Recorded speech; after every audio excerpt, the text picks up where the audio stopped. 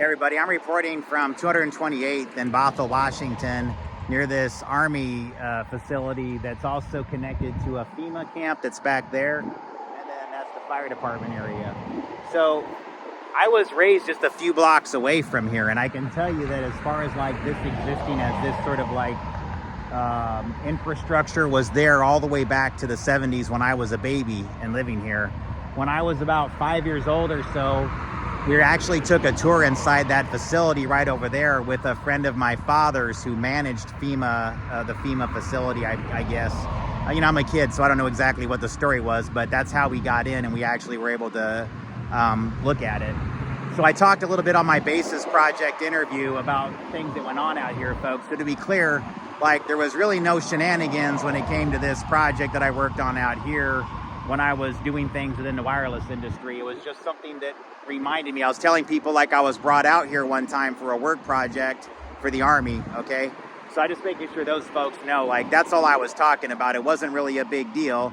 It's just that I'm a contractor, and sometimes like when the coverage is weak, they'll have us come out and then boost the coverage in an area, and that was one of the areas that we did it in. So it wasn't a big deal. But when we came out here to work on this project, like I told Miles in the interview, I looked at the guys and I was going, you guys, see that spot right there? That's where I fell out of a car. Like I literally had fallen out of a car because my grandfather was drunk.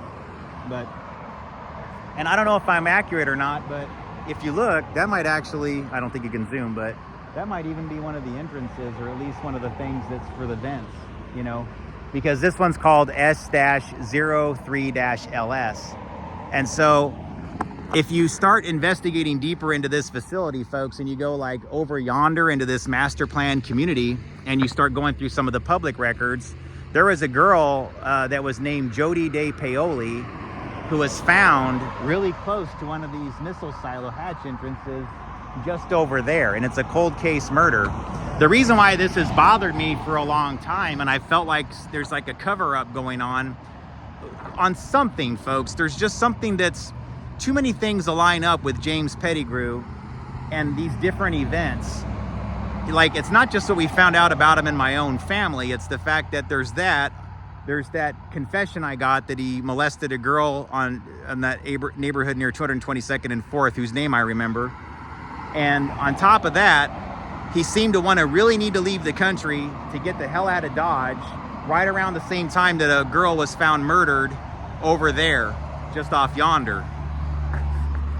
And that's all I'm trying to get people to help me out with, folks. Like, I'm not out here going, ooh, FEMA, Army. That's not me. I'm not that guy. I'm trying to find out what happened to this. Like, how come this man was able to molest a bunch of these kids? There's suspicious cases of missing girls and murdered girls everywhere sprinkled around, and then everybody just let it go.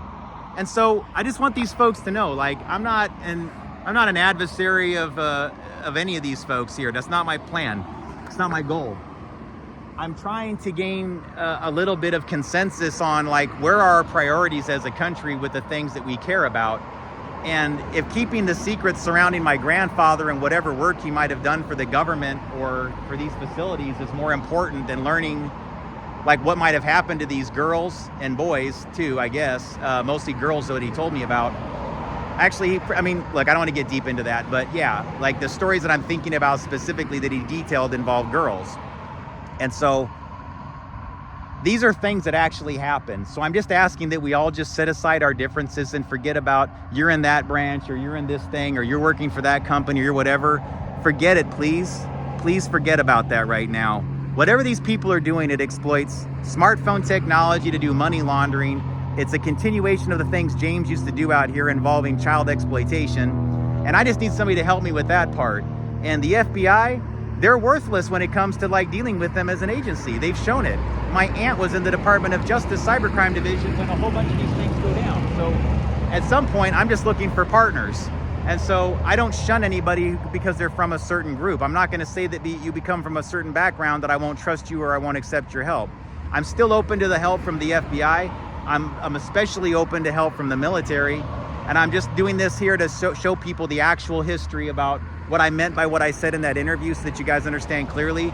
There's no adversarial issues going on here related to that work.